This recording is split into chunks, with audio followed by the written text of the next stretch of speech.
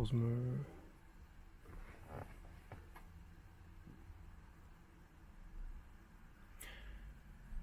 As you can see, with the power off, the dash is completely black.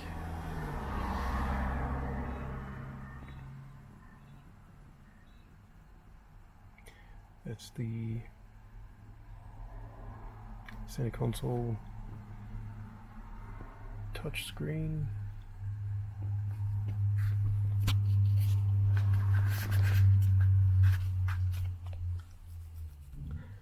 Let's find out what's in the glove box. A spare horn button. That's what the... I don't know what that's from. Damn. What the hell? Okay, didn't know that was in there.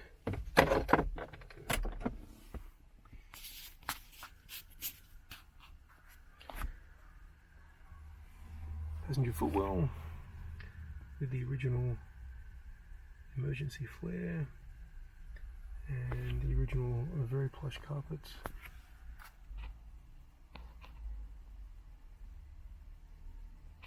And they are very thick.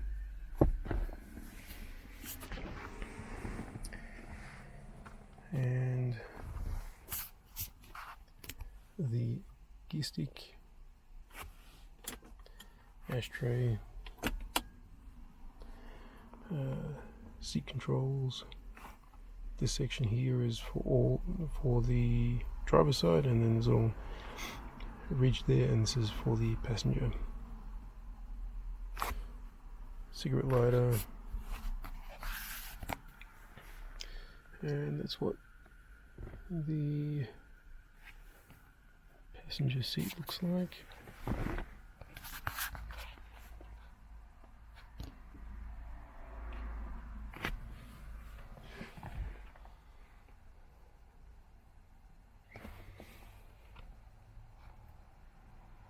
And down here is the center console storage.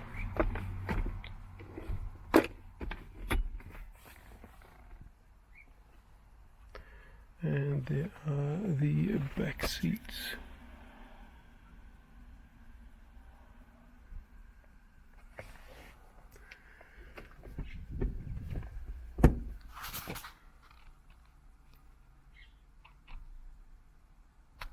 And the sun visors. That lights up if the ignition's on.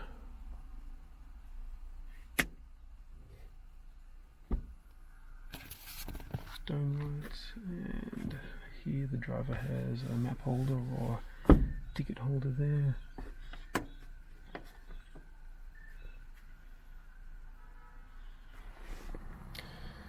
And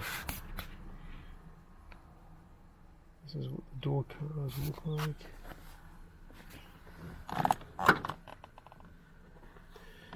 Got some storage in there. I don't even know what's in there. Ah.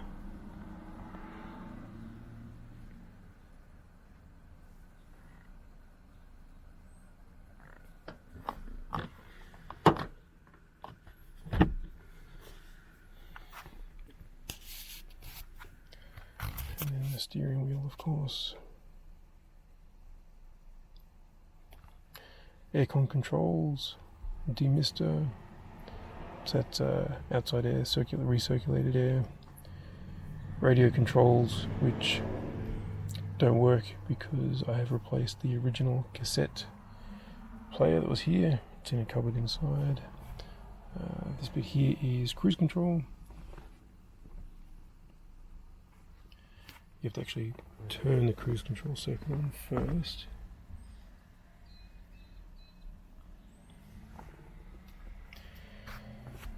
Then on this side you have the tilt mechanism for the steering column,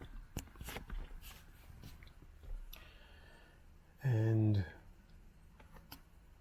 one thing down here, this is the car phone, which doesn't work, and on the A column or A pillar up here is the microphone for the phone.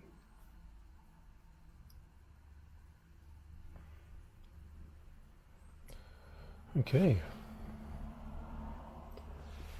let's see if I can fit in the back seat. And the doors are very long.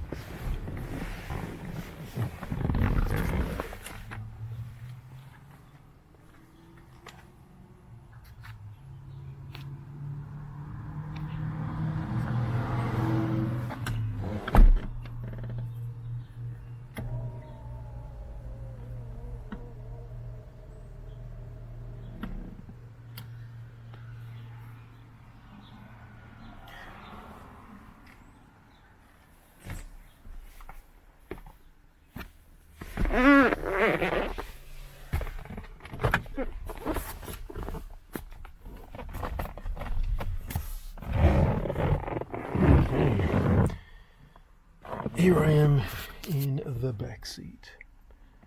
The back seats are actually pretty plush, but you can see with the passenger seat all the way back, you can't fit in there with legs.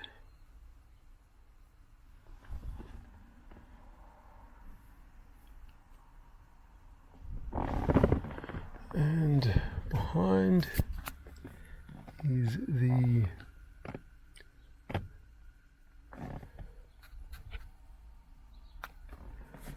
air purifier, and then we've got the rear headsets rests that pop up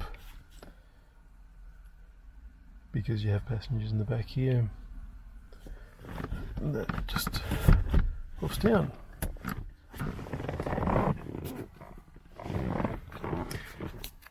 Okay, I bet no one knows where the CD stacker is in this car.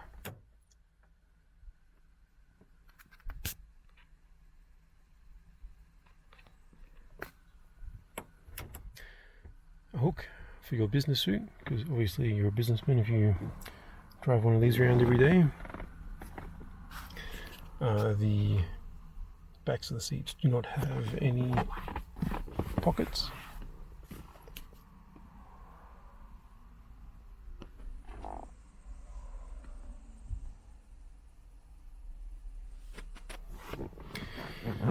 Okay, the stock CD stacker is in the back seat.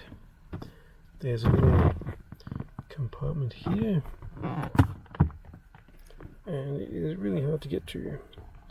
That is your compact disc changer.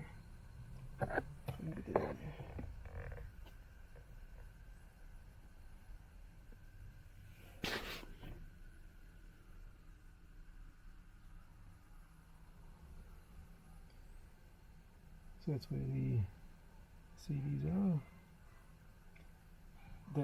This CD player is so old and tired that it doesn't read anything anymore. You put discs in, but the discs don't actually read. There we go, that's the view from the back seat.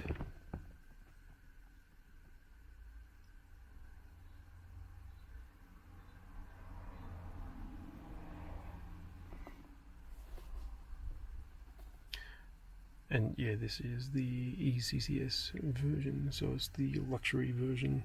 So it has the all leather seats,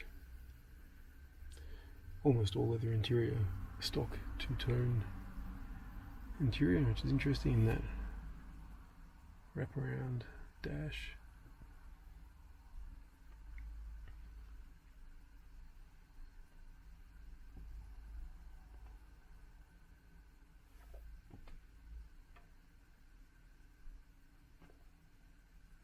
I think that's about it in the interior. Like it's pretty basic 1990s Japanese car. It doesn't have any weird features or anything like that apart from the hidden CD stacker. On the passenger side, there's nothing there. It's just it is just a seat.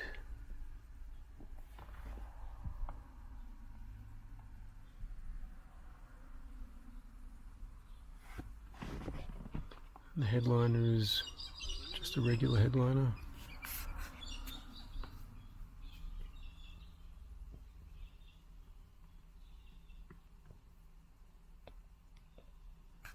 And of course, being a Japanese car, it does actually have Japanese text everywhere.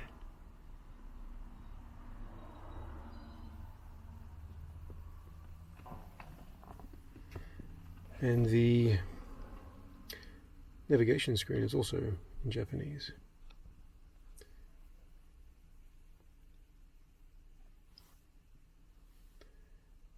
So it's handy if you can speak Japanese or read Japanese.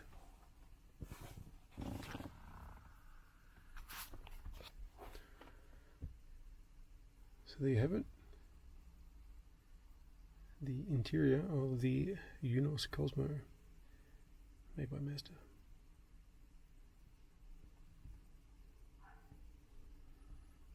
And yes, this is the triple rotor 20B version.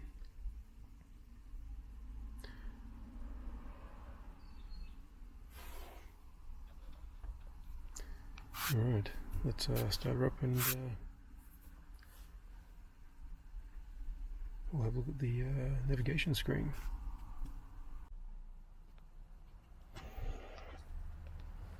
Okay, once you have entered the car and you've got your key, which looks like this. It's got the Eunos symbol on one side, blank on the other. Okay, this is what it's like to start up a Eunos Cosmo.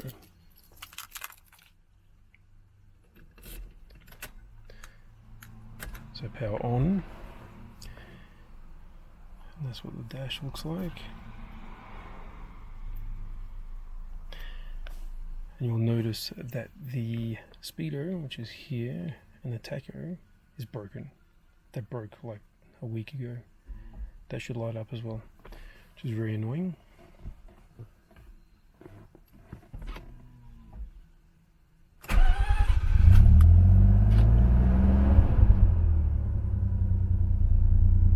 Okay.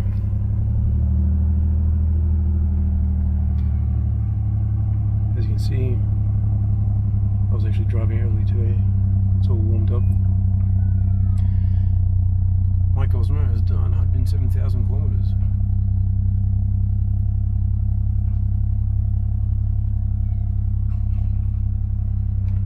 Now I'll just close the door a bit. Then, once dash is turned on, you've got your average speed over here. And next to it, you've got a clock as well. It's just a 12-hour clock. And these buttons here, you can turn the average speed off, I think. Yep. So that display button just turns average speed on and off. You can clear it, and then that's for setting time. And then you've got your trip A and trip B computers there as well. And then on to the sat-nav interface system. The sat-nav doesn't actually work because I don't have the data CD that goes in the CD stacker. However, we can turn it on, and then we've got it's off. You can set the mode.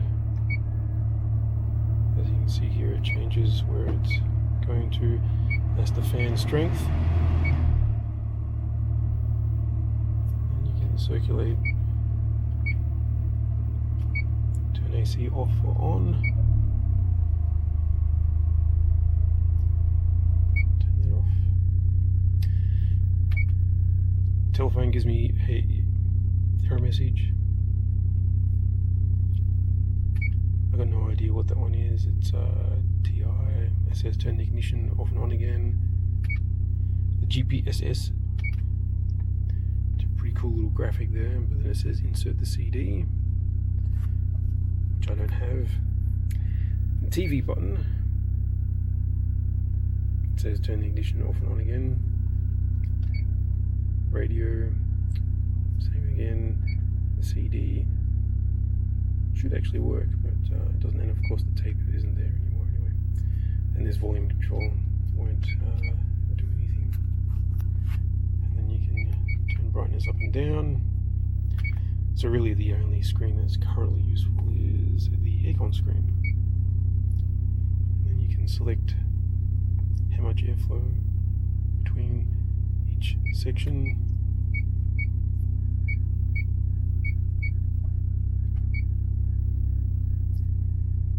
Which is pretty neat. We don't need the tape.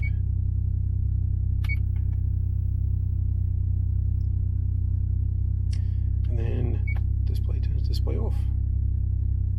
And the aircon in Cosmos is essential because the exhaust gets really hot and you really feel that in the cabin.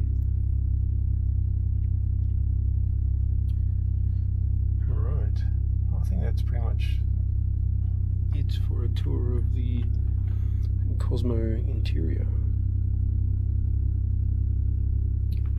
It's basically just like a standard 80s 90s car, really. Got some map lights up here. Yeah, there you go.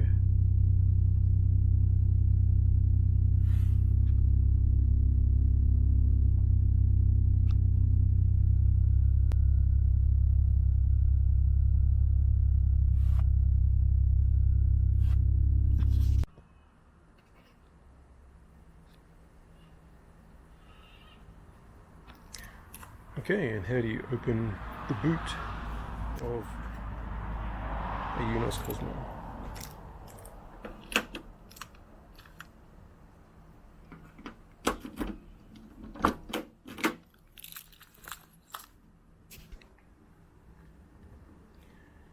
And behold,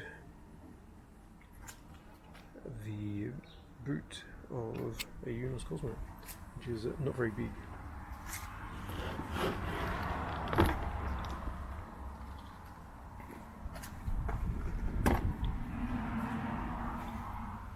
Underneath here, pretty standard. There's a light space saver spare wheel down there, also in Japanese.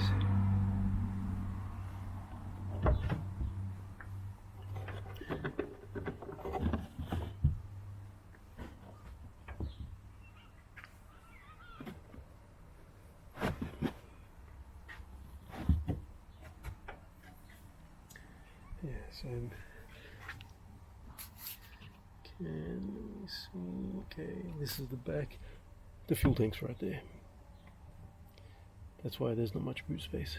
So the diff is underneath, quite a large diff, and fuel tank's right there, 85 litres.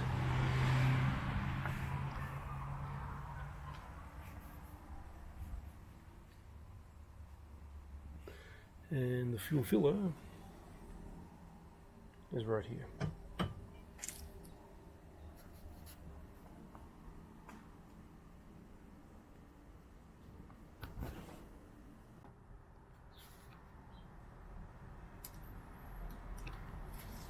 And this is basically what a stock Eunos Cosmo 20B looks like.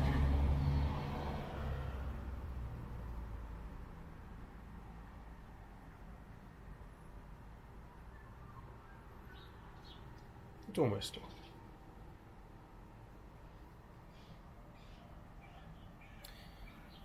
So down there is the oil cooler, or the transmission cooler. This thing right here is the intercooler. Then on the other corner is the oil cooler or the transmission cooler, one of those. And the radiators behind all of that. And there's a few spider webs there too. And it's Australia.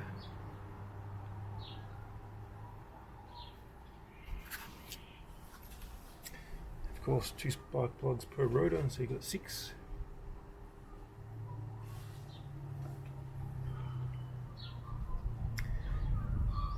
And just in case you didn't know, airbox says Mazda. And then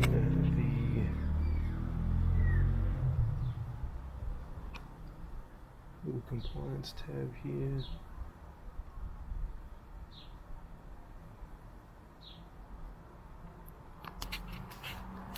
And then of course a whole bunch of the other stuff is in Japanese too.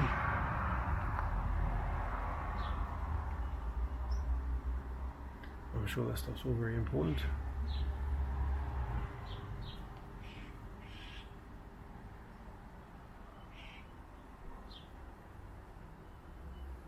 There we go.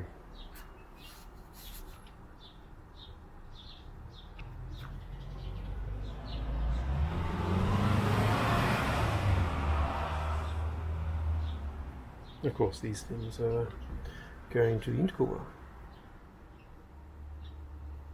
And the turbos are tucked all the way down there somewhere. 2 of them. These are the original turbos, original engine,